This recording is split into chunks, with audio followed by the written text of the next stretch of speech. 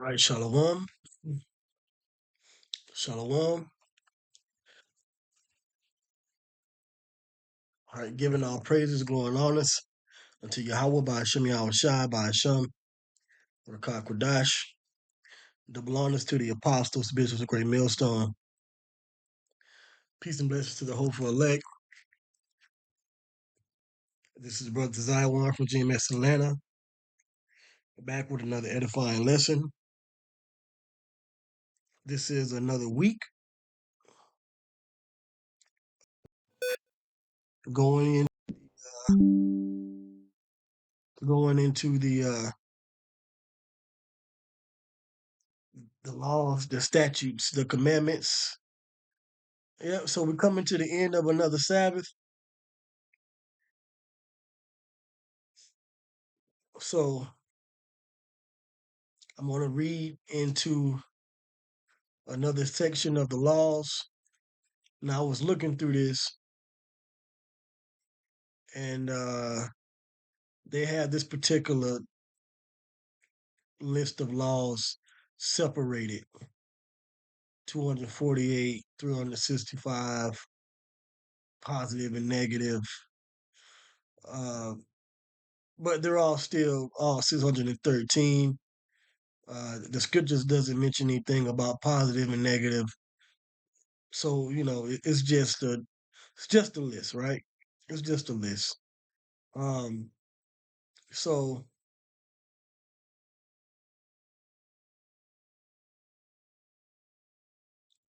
last week we went over the vows,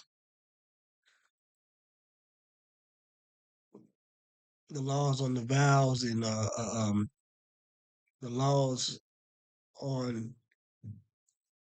a man keeping a vow and and a woman uh, saying a vow, and how her husband or her father can disannul the vow and pretty much make that vow or that promise with no effect for a woman. Okay, and that's just another way that you can see how the Lord has separated the authority and made a difference between man and woman. Woman does not have authority over a man, not her husband, nor her father. Okay, so you woman, you sisters need to get in order, all right, and understand what that order is. So now this week we're going to go over what's known as the ritual purity or the purification laws. It's not too long, so I'm gonna jump right in and go into it. I know these lessons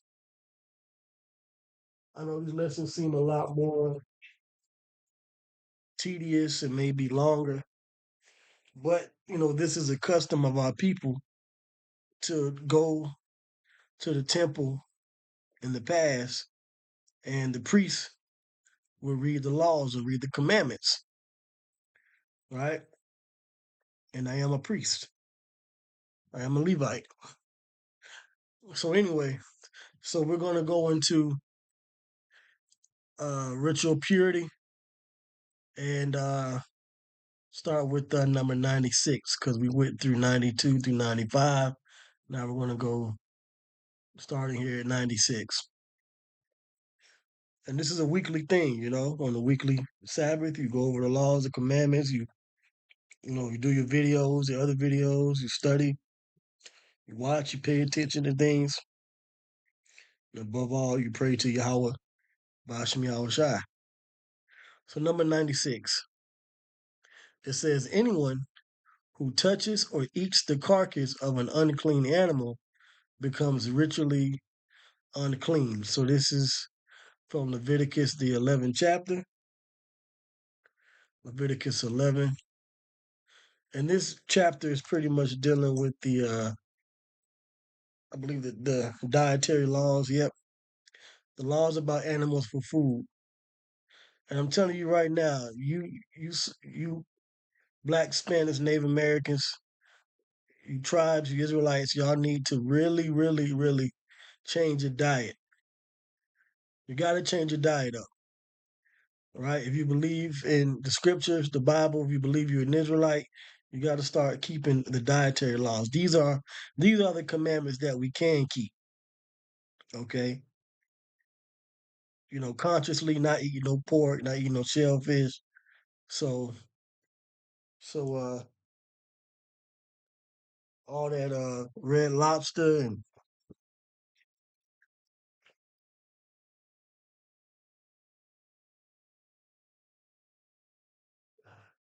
juicy crab, that- that's out the window. Bear me 1 second. Put this stuff up.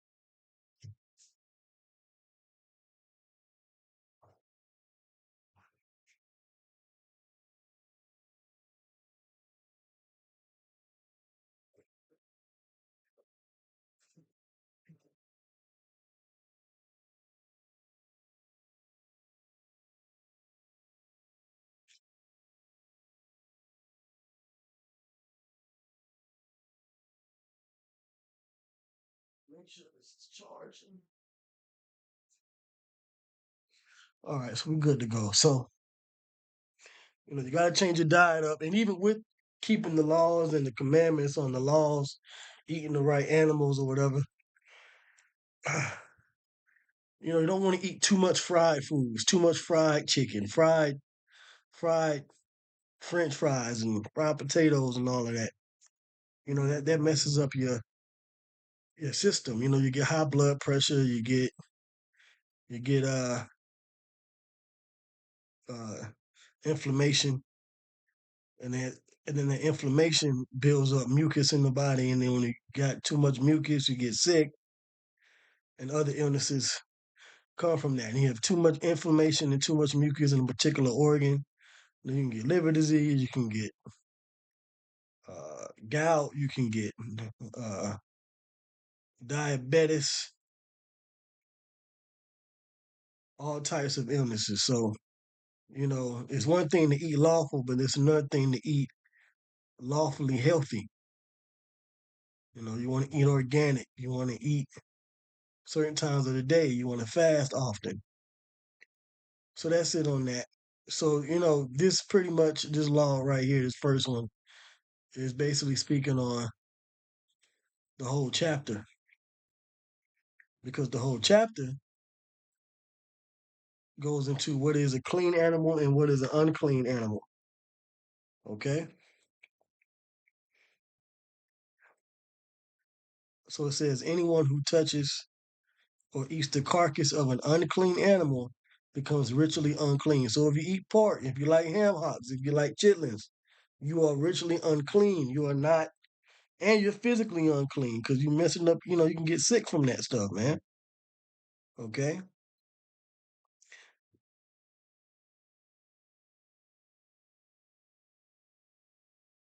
So you can read this whole chapter because that's the reference for this particular commandment here about eating an unclean animal. And it really speaks on the unclean. It starts to speak on the unclean at verse 13. So it says, avoid the unclean. And this is a list: ravens and hawks and owls and storks and bats. Okay. But you can eat locusts.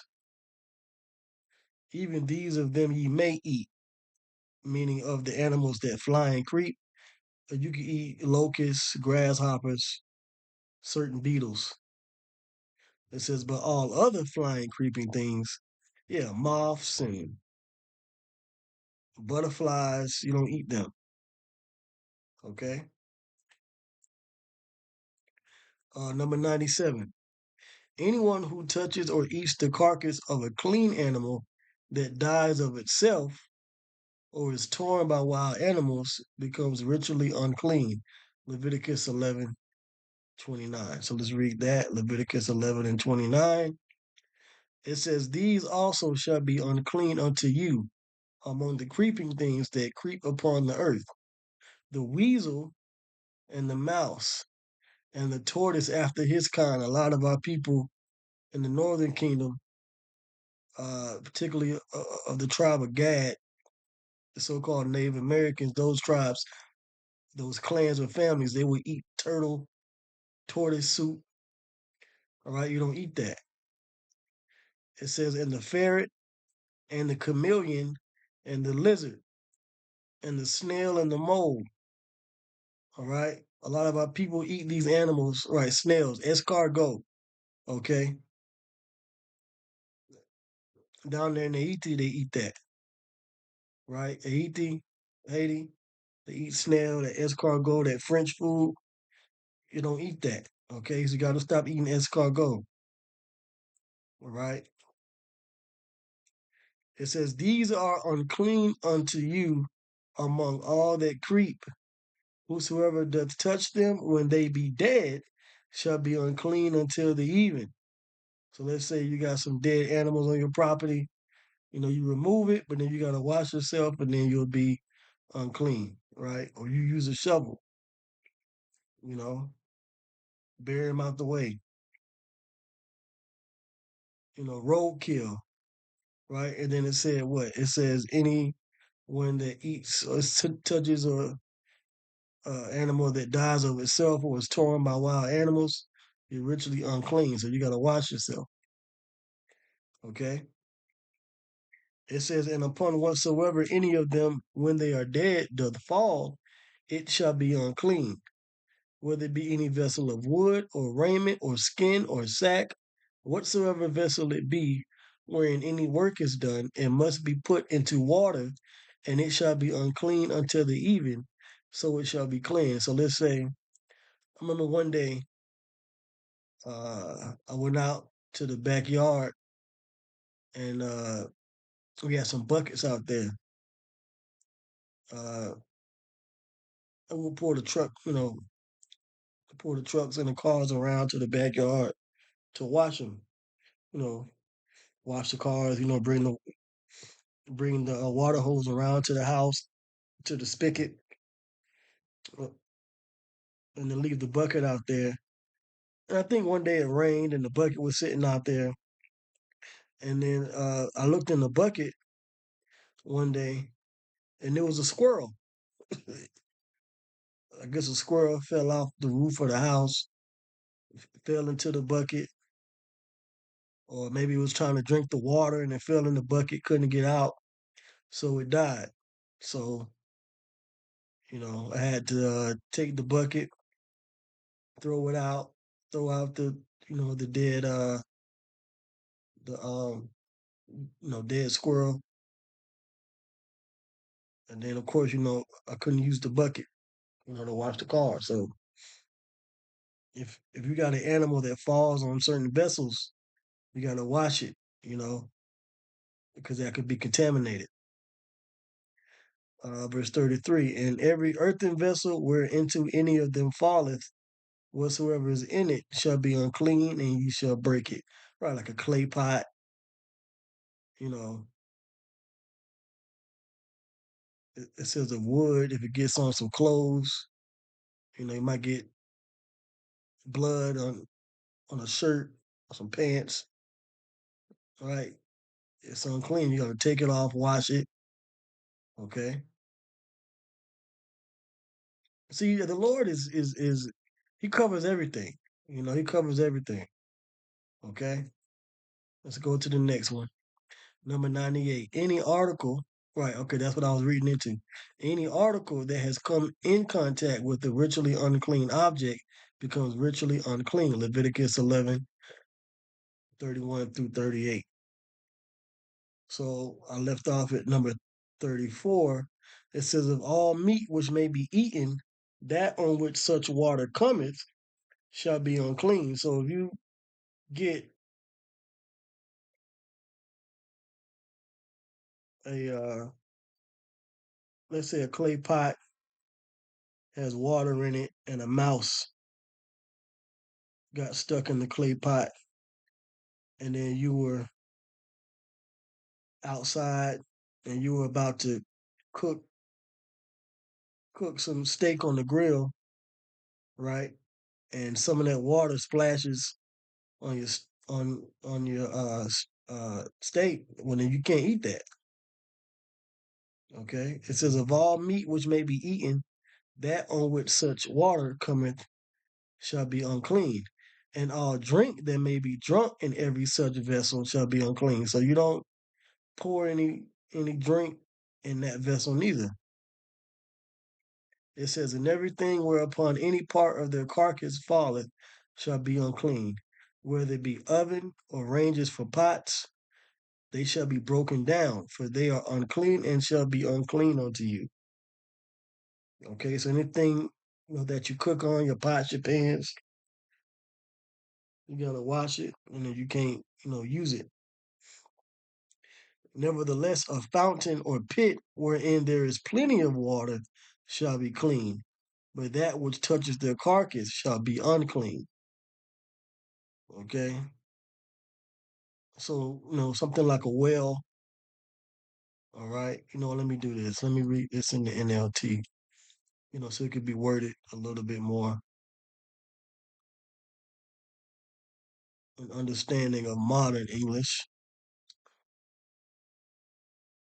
So, okay, Leviticus 11 and 36 in the NLT. However, if the carcass of such an animal falls into a spring or a cistern, the water will still be clean. But anyone who touches the carcass will be defiled because, like a spring, is moving water. Okay, moving water. Water that's filtered naturally. It says if the carcass falls on seed grain to be planted in the field, the seed will still be considered clean.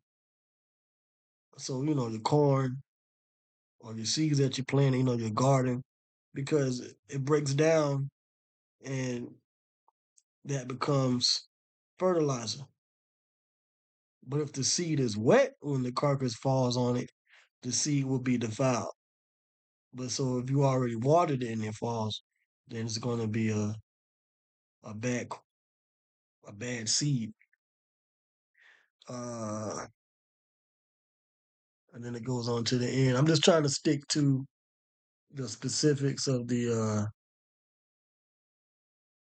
laws that's written here because I don't want to make this super long. Okay. Number 99. Now dealing with women.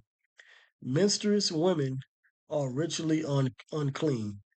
Leviticus 15:19 through 24. Yes, so these are just verses that are like like an overview, but you have to go into these laws and really read them and get them uh, and read them fully yourself. But I'm teaching them, I'm presenting them to you so you can understand. So let's go to Leviticus 15.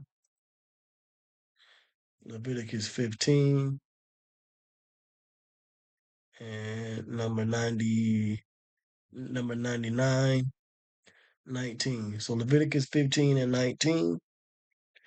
It says, whenever a woman has her menstrual period, which is the time period of her monthly, she will be ceremonially unclean for 7 days. Anyone who touches her during that time will be unclean until evening. Anything on which the woman lies or sits during the time of her period will be unclean. Yeah, see, this gets straight to the point. Now you can really start understanding what these laws and scriptures are saying. Okay, so how many Israelites can follow this, you know, with their woman? Okay, because in the ancient world, a woman would have to go to a separate quarters for that whole week. If any of you touch her bed, you must wash your clothes and bathe yourself in water, and you will remain unclean until evening. If you touch any object she has sat on, you must wash your clothes and bathe yourself in water, and you will remain unclean until evening. This includes her bed or any other object she has sat on. You will be unclean until evening if you touch it. This is these. Hey man, the Most High man. When you read these things, the Lord really wants you to be a clean, pure person. Okay, but these are the laws on purity. Okay, so these are things that we can follow. All right. As far as hold on a second.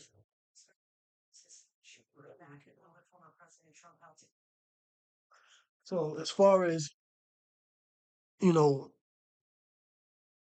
if you have a woman and you don't live with her, you can, and you have to stay away from her for that week, so you won't have to deal with this. So you can keep this part, okay, until the 7 days are up, and then you can deal with her again. Verse 24: If a man has sexual intercourse with her and her blood touches him, her menstrual impurity will be transmitted to him.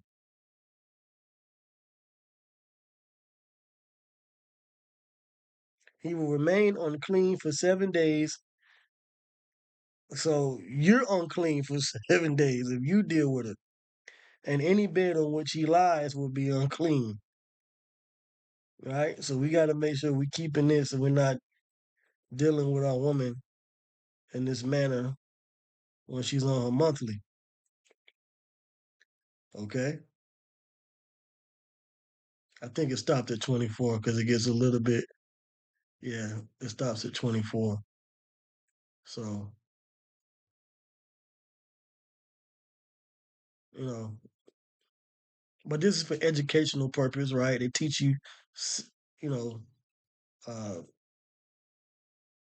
sexual education in class and, about men and women and their differences physically. So, it's in the Bible as well, okay, on how to deal with that. All right. Now, what we don't do is we don't bring any more uh, offerings for sacrifice anymore. Okay. That's what YAHAWAH is for. When it comes to these burnt offerings and sacrifices, these things are things that we don't um, do at this time. Okay. Now the next one, women after childbirth are ritually unclean. Leviticus 12:2.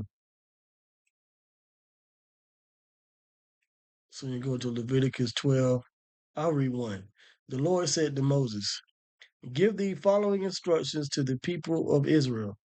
If a woman becomes pregnant and gives birth to a son, she will be ceremonially unclean for 7 days, just as she is unclean during her menstrual period." So these are all the laws dealing with a woman when she gives birth to a son and then a daughter. Verse 3: On the eighth day, the boy's foreskin must be circumcised. After waiting 33 days, so you got 33 plus 7, that's 40 days. A woman is unclean from giving the birth to a son. She will be purified after 33 days from the bleeding of childbirth. During this time of purification, she must not touch anything that is set apart as holy. So she can't be around the temple, all right? And an example of this is with Hannah, the mother of Samuel, when she was, I'll pull it up real quick, dealing with Hannah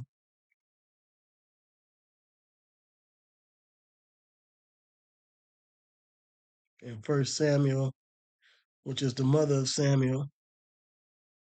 Let's see, Samuel's birth and dedication. Hannah's Hannah didn't come to the temple or the tabernacle until a certain time. So First Samuel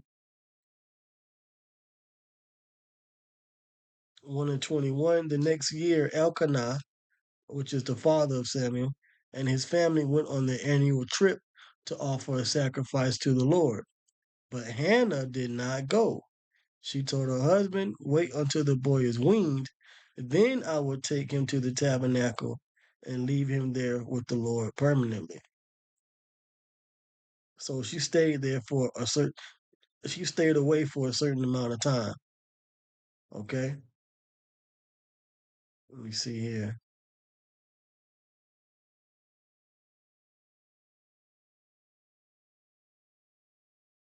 Yeah, it says when Elkanah slept with Hannah, you know what that means.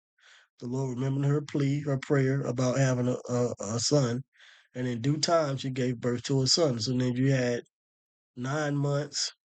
She was pregnant, and then after she gave birth, she had to wait those 40 days, right? So that's what, another month. And then she said that she was going to wait until he was weaned. So she had to wait for a certain amount of time after her birth. Okay, after she gave birth. So now let's go to number 101. Anyone with a spreading skin disease is ritually unclean. Leviticus 13. So when you go to Leviticus 13th chapter, and it says pretty much this whole chapter through verse 46. So you can read this, right? So you read Leviticus 13, 2 through 46. Okay. And what is this dealing with? The serious skin diseases. Okay. Now, one main skin disease is dealing with leprosy. Okay. Where you have a white discoloration. And and a lot of our people deal with that. You know when you get to really like a lot around where hair is grown, and then other places on the skin you start to see white spots. Okay, well that's dealing with a spreading of a, a skin disease. Now it might not be so serious, but it might be serious. Okay,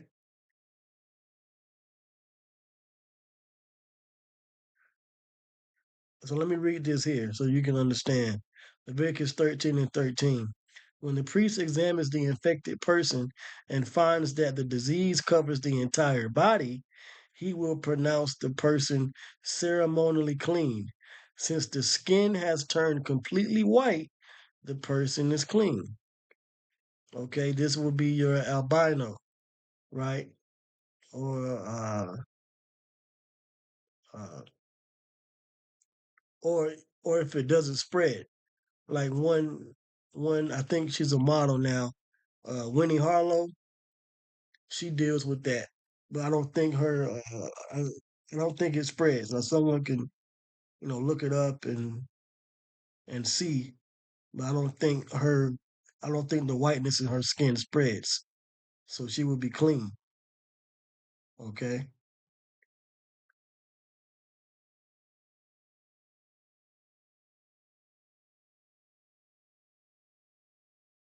let me see here.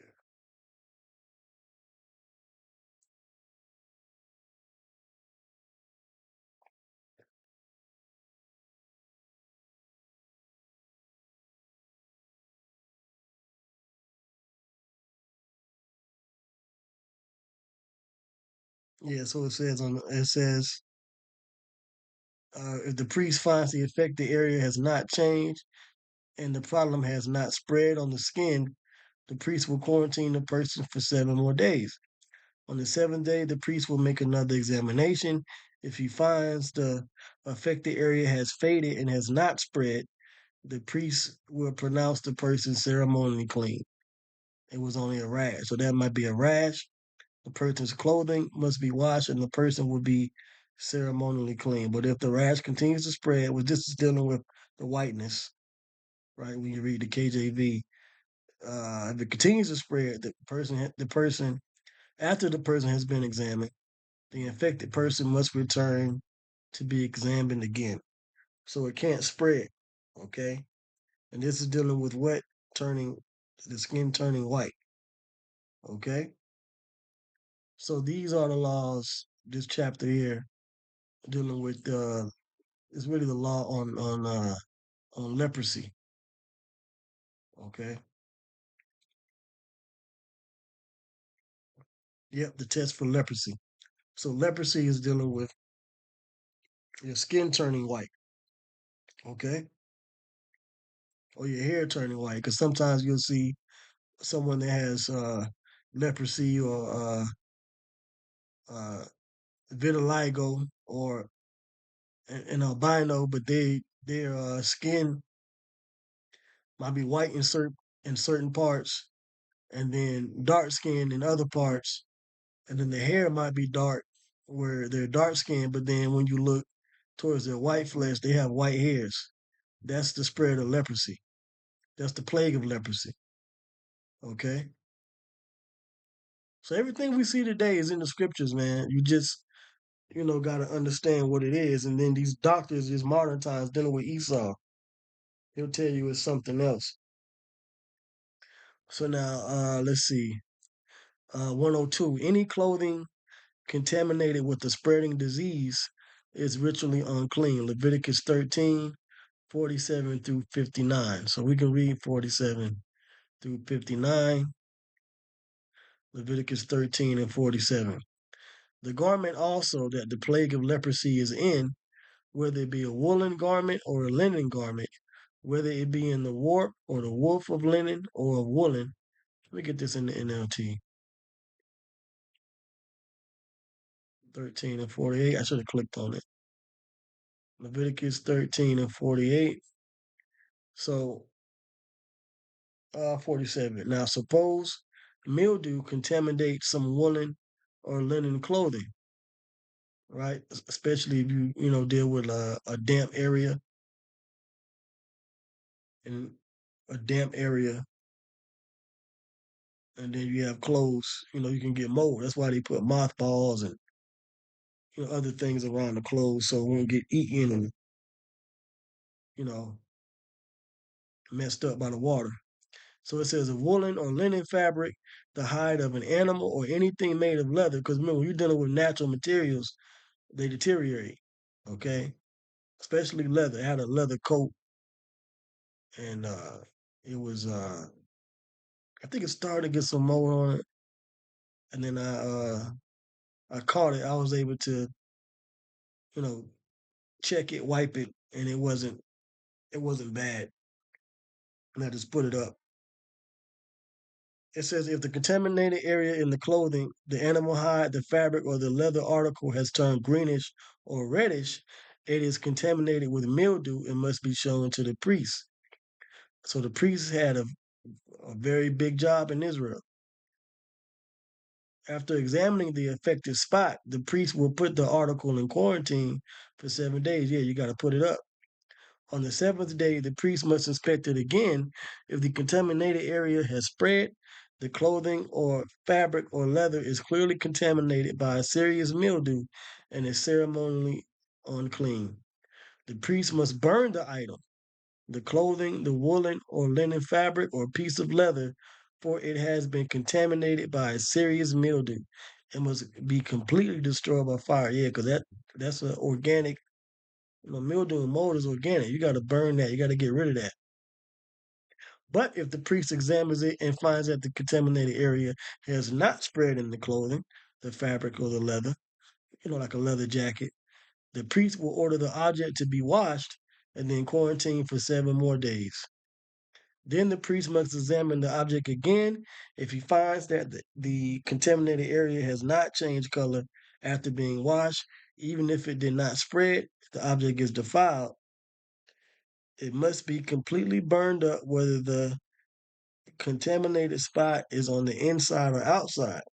But if the priest examines it and finds that the contaminated area has faded after being washed, he must cut the spot from the clothing, the fabric, or the leather. Yeah, you got to cut it out, right? If the spot later reappears on the clothing, the fabric, or the leather article, the mildew is clearly spreading and the contaminated object must be burnt up. So this is dealing with that. But if the spot disappears from the clothing, the fabric, or the leather article after it has been washed, if it disappears, it must be washed again, and then it will be ceremonially clean. So a lot of things you could just wash out.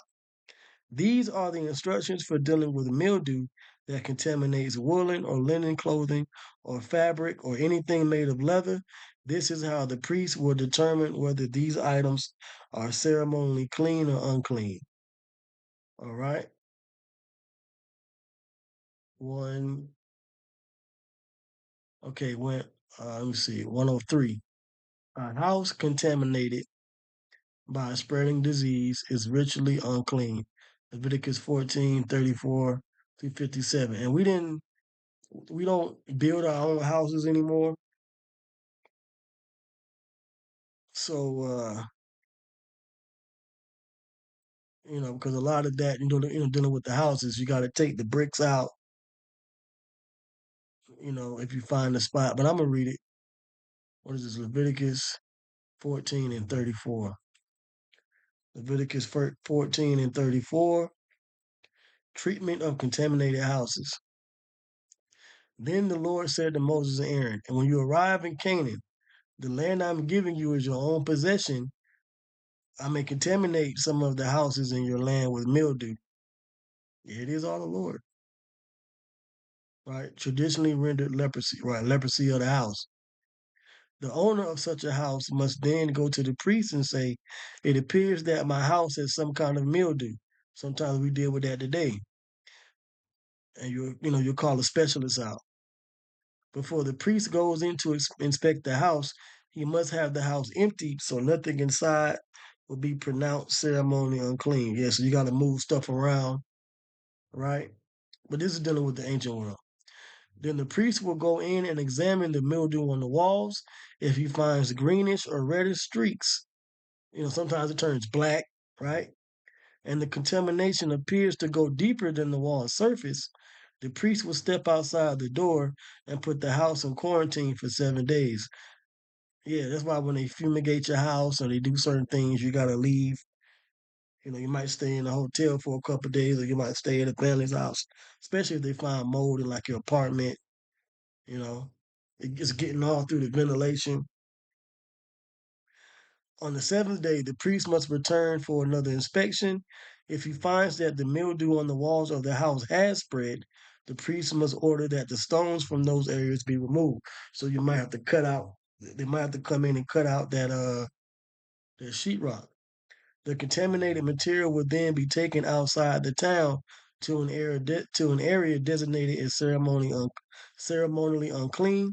Next, the inside walls of the entire house must be scraped thoroughly, and the scrapings dumped in the unclean place outside the town. So you gotta, peel off the wallpaper, peel that back. You know,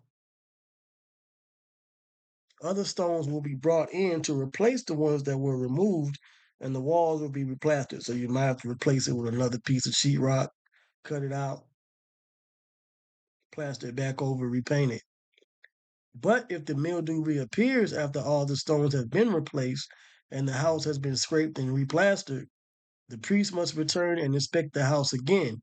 If he finds that the mildew has spread, the walls are clearly contaminated with the serious mildew, and the house is defiled. It must be torn down, and all its stones, timbers, and plaster must be carried out of the town to the place designated as ceremonial unclean. Yeah, you might move into an apartment or a house, and if it's real bad, you might have to move. Tell your landlord, say, "Listen, you got to come fix this. I'm paying all this rent, XYZ, yada yada. If it's not, if it can't be fixed, then you got to get out of there. You know, those who enter the house during the period of quarantine will be ceremonially unclean until evening, and all who sleep or eat in the house must wash their clothing. But if the priest returns for his inspection and finds that the mildew has not reappeared in the house after the fresh plastering, he will pronounce it clean because the mildew is clearly gone. And then it goes into the sacrifice of purifying the house, which we don't do anymore. Okay. So now let's go to the next one. 104. A man having an abnormal discharge is ritually unclean. Leviticus 15. Leviticus 15, which 2 through 15. So let's read it. The law on bodily discharges. The Lord Yahweh said to Moses and Aaron, give the following instructions to the people of Israel. Any man who has a bodily discharge is ceremonially unclean. This defilement is excuse me is caused by his discharge, whether the discharge continues or stops. In either case, the man is unclean. Any bed on which the man with the discharge lies, and anything on which he sits, will be ceremonially unclean. Let's see what it means by this discharge. Because there's another, I believe there's another one that's dealing with what they call I forget. Let me see here. Okay, so it is the Hebrew word zawab, which means to flow, gush, issue, discharge, to flow, gush, to flow freely, to have a sexual flux. So it just means to flow out, right? Or a running issue, to flow, to gush. So it's not specific on what kind. Uh, let's see here. So I would guess maybe if you do number one in the bed, you know, especially for young children, that's an issue. Okay. Verse 3, this defilement is caused by his discharge, whether the discharge continues or stops. In either case, the man is unclean.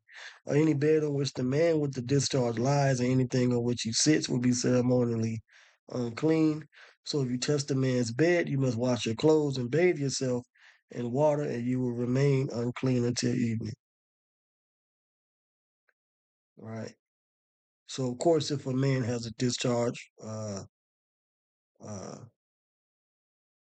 of semen from his rod, that's unclean. You got to wash yourself. Uh,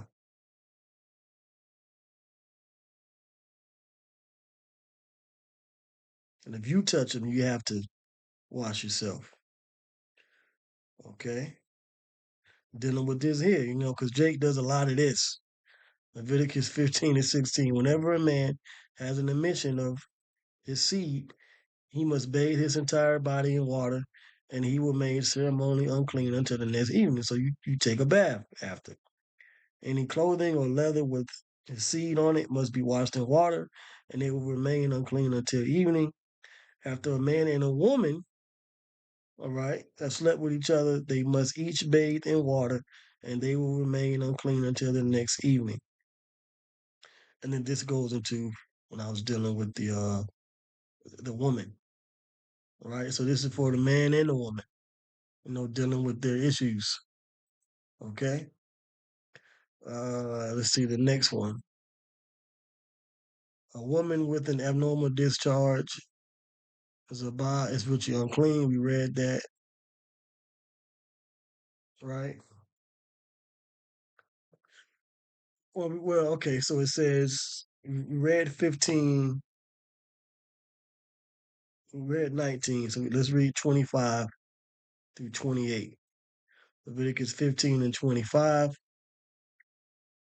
If a woman has a flow of blood for many days that is unrelated to her menstrual period, or if the blood continues beyond the normal period, she is ceremonially unclean. So let's say go from 7 days to maybe 10, 11 days. As during her menstrual period, the woman will be unclean as long as the discharge continues. Any bed she lies on and any object she sits on during that time will be unclean, just as during her normal menstrual period. If any of you touch these things, you will be ceremonially unclean.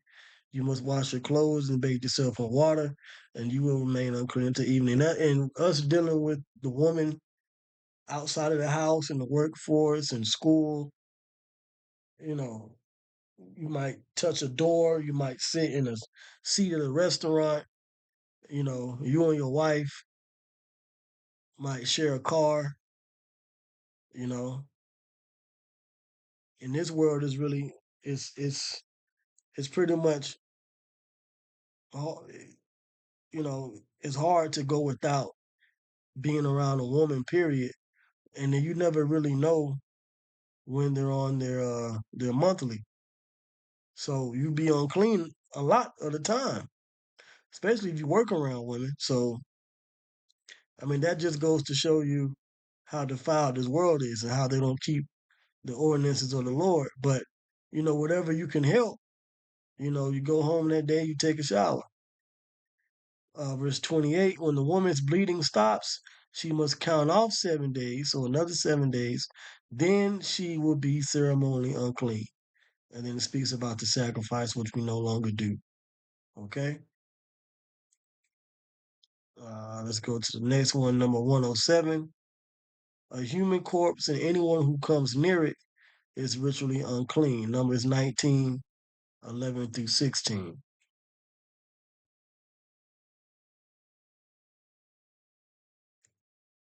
So this is Numbers 19 and 11 in the NLT. All those who touch a dead human body will be ceremonially unclean for 7 days. They must purify themselves on the third and seventh days with the water of purification. Then they will be purified. But if they do not do this on the third and seventh day, so specific days you do this, they will continue to be unclean even after the seventh day. All those who touch a dead body and do not purify themselves in the proper way defile the Lord's tabernacle. So for the priests and the family members that deal with maybe burying a loved one, which we don't do that now, really, we have morticians. But let's say you take part and for whatever reason you have to touch, the body, then you have to clean yourself. It says, and they will be cut off from the community of Israel, since the water of purification was not sprinkled on them. Their defilement continued. So the priests had to make sure that they were washing a lot of washing. Okay, a lot of washing in these particular commandments that we've been reading tonight. All right. This is the ritual law that applies when someone dies in a tent. You might come to someone's home and maybe an older woman or older man has passed on. You got to deal with that. You got to make sure you wash yourself. All those who enter that tent and those who were inside when the death occurred will be ceremonially unclean for 7 days. So anyway, if you've been in the house with a dead person that may have died, you take a shower and wash yourself. Okay. But in the past, right? Because remember, a lot of this is dealing with when we were able to really control our environment. We don't really control our environment now, you know. But nevertheless, I'm going over the commandments, so you'll know. Okay. But Yahweh Shai has he's helped us with a lot of this, dealing with the sacrifices and certain things. You know, we're really just rehearsing the righteous act. So now number 8, the purification water purifies the ritually unclean. Numbers 19:2 through 22. So this is dealing with you have to make sure that you are washing yourself. Okay. I'll read this. Numbers 19 and 21. Well, I'll read 20. But those who become defiled and do not purify themselves will be cut off from the community, for they have defiled the sanctuary of the Lord. Right, dealing with the temple, the sanctuary, but even amongst yourselves too. Since the water of purification has not been sprinkled on them, they remain defiled. This is a permanent law for the people. Those who sprinkle the water of purification must afterward wash their clothes, and anyone who then touches the water used for purification will remain defiled until evening. Anything or anyone that a defiled person touches will be ceremonially unclean until evening. So a lot of washing, right? When you get into the time of Yahweh Shai, the priests and the Pharisees, they all had their traditions of making sure they wash their hands because that was in the law. Okay. Let's see. Those who ritually, number 109, those ritually unclean must purify at the appointed time by laundering their clothes. Put your clothes in the laundry and immersing in water. Leviticus 15:27. And I read that. Okay, you gotta make sure you wash. Number 110. Those ritually unclean of a spreading skin disease must follow the specified purification procedure. I believe I read that too. Yeah, that chapter, Leviticus 14, 2 through 32. Okay. Number 111.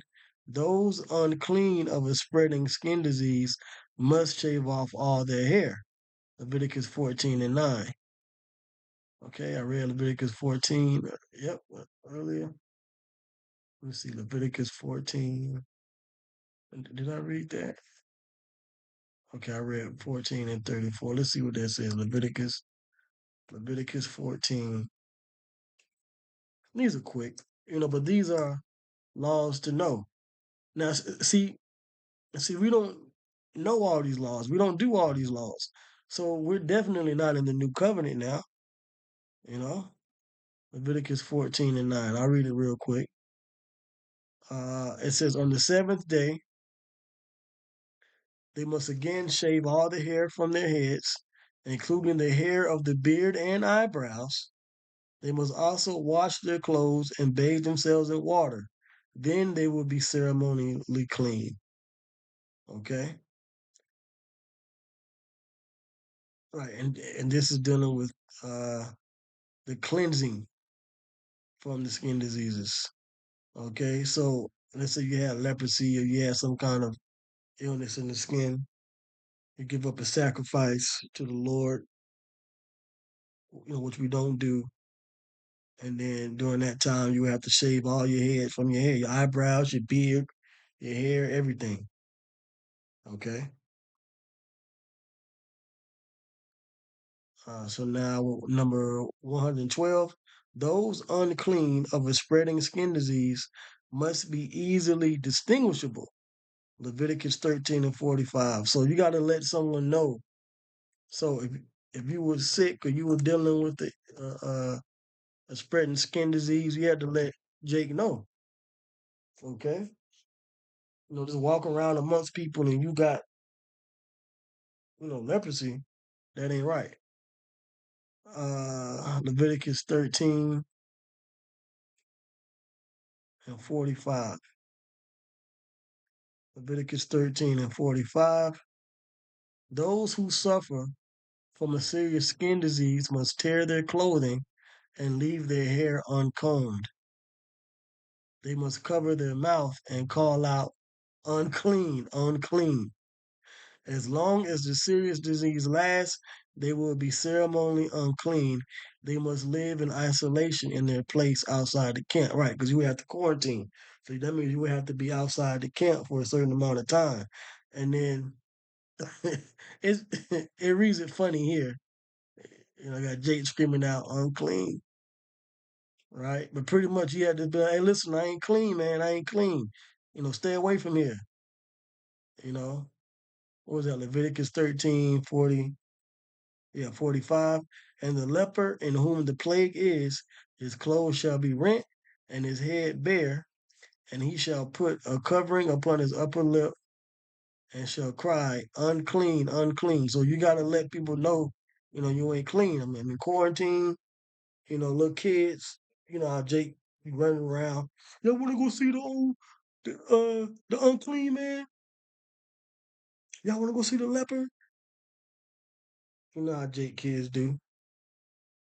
You know, hey man, y'all kids, get out of here. I'm unclean. Get out of here. And he run away. I'm just giving you an idea, you know. But you weren't around to be around that person. That's the point.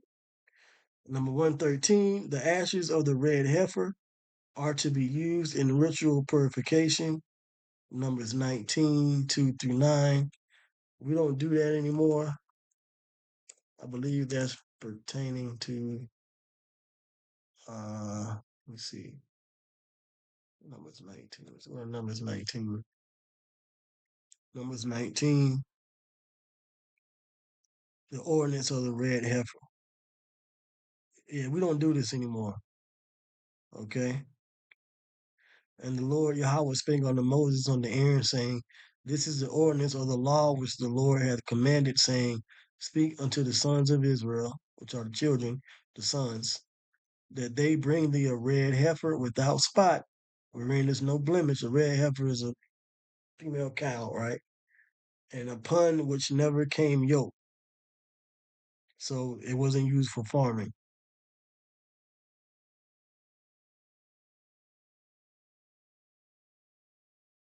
It says that you would sacrifice it uh, outside the camp. It says, and Eleazar the priest shall take of her blood with his finger, and sprinkle of her blood directly before the tabernacle of the congregation 7 times. This how you know the so called Haitians are the Levites, because they've always dealt with this. You know, they're doing these rituals. You know, these shaman and priest and voodoo, right? All that goes back to being a priest of Israel. There's always some kind of washing, or some kind of always some kind of sacrifice dealing with blood. But our people are wicked, you know?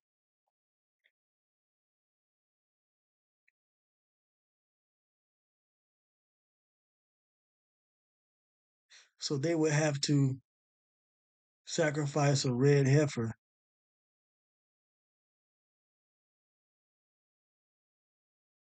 for an unclean person, to make a person clean, But like I said, we don't do this anymore, okay? And in the kingdom, we're going to keep the laws perfect,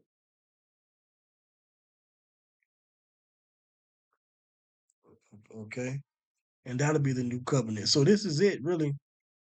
I went over these ritual purification laws.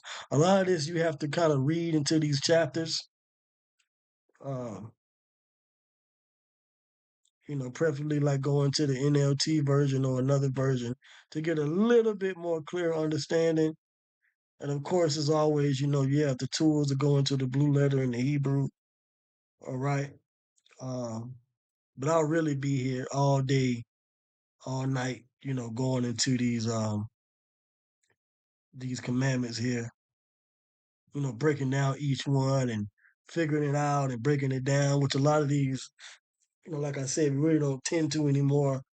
But for the ones that we can, like the dietary laws, uh, you know, uh, if you don't live with your woman, not being around her when she's on her monthly, making sure you wash yourself, um, dealing with mold in the house, cut it out, wash it, call out a specialist, for these modern times. Um, but that's it. So so those are the laws of ritual purity. So I hope that this was edifying. I end it here for this week. We're out of the Sabbath now. So, with that, I'll give our praises, glory, and honor to Yahawah by Hashem Yahweh Shai, by Hashem Kodash. Double honors to the apostles, bishops of Great Millstone, and rule and teach well. Until the next week, Lord willing, to the next lesson on the 613 laws, statutes, and commandments. This is Brother Tazawan, Priest Tazawan, this brothers call me, from GMS Atlanta. I'll say Shalom. Oh, let me see. And then for next week, tithes and offerings. Bring your tithes and offering to the storehouse. Okay. But with that, I'll say Shalom.